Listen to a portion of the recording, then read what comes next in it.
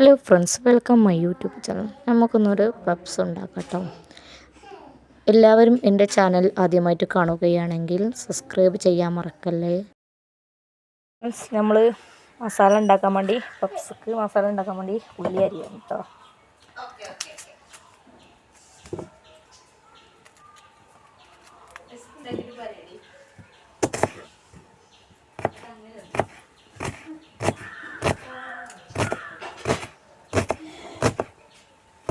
Friends, നമ്മളിതിലേക്ക് 2 വെളിച്ചപ്പിൻ്റെ ഇല ഇടുക. പിന്നെ കഴിഞ്ഞ് നമുക്ക് മുളക് അരി കേട്ടോ, കരിവേപ്പിൻ്റെ ഇല, ഇഞ്ചി, പച്ചമുളക് എല്ലാതും അരിഞ്ഞ് കഴിഞ്ഞ് നമുക്കിത് വഴറ്റിയെടുക്കാം.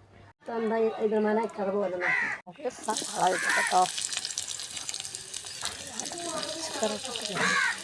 നമ്മളിതിലേക്ക് ഇടുന്നതാണ് കേട്ടോ.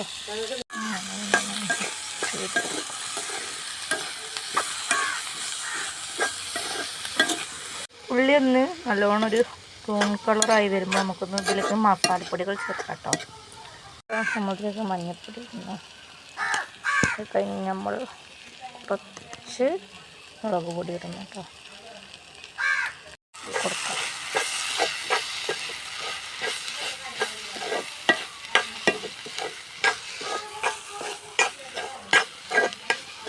നമ്മളുടെ മസാല ആയിരിക്കും കേട്ടോ നമുക്ക്.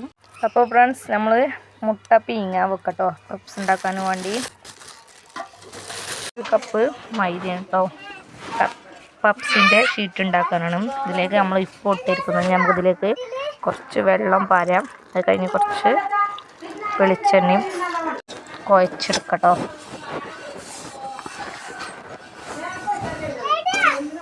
നമ്മളുടെ മാവ് കേട്ടോ, നമ്മൾ കുഴച്ചുകൊണ്ടേയിരിക്കുകയാണ്. മാവ് കേട്ടോ, നമുക്കിത് ഒരു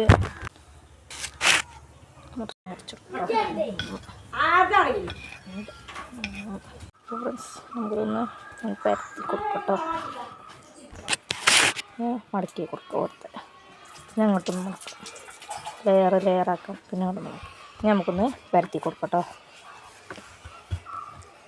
നമ്മളിതാട്ടോ ചെറിയ ബോൾസുകളാക്കി വെച്ചേക്കുന്നു കേട്ടോ. നമുക്കിത് കുറച്ചേരം ഒരു 10 മിനിറ്റ് വെച്ചിട്ട് നമുക്കിത് പരത്തിയെടുക്കാം. അപ്പോൾ ഫ്രണ്ട്സ്, നമ്മുടെ ഷീറ്റ് ഉണ്ടാക്കട്ടോ.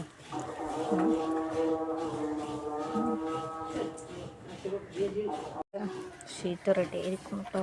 ഉണ്ടല്ലേ, നമുക്കിതിലേക്ക് മസാല ആദ്യം കുറച്ച് ഉള്ളി വെക്കട്ടോ.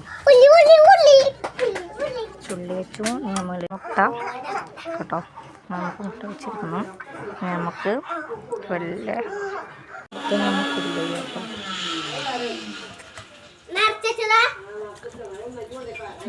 നമ്മളിതിലേക്ക്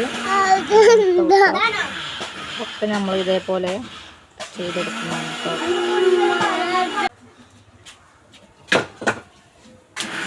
നമ്മുടെ പപ്സ് ഉണ്ട്.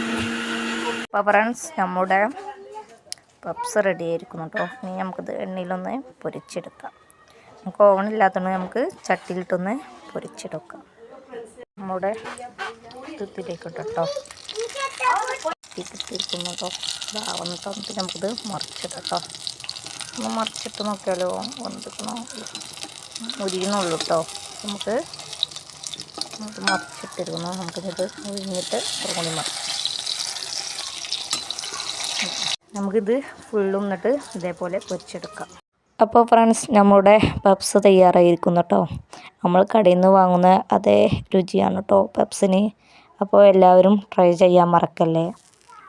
കമൻറ്റ് ബോക്സിൽ നിങ്ങളുടെ അഭിപ്രായം പറയാൻ മറക്കരുത്.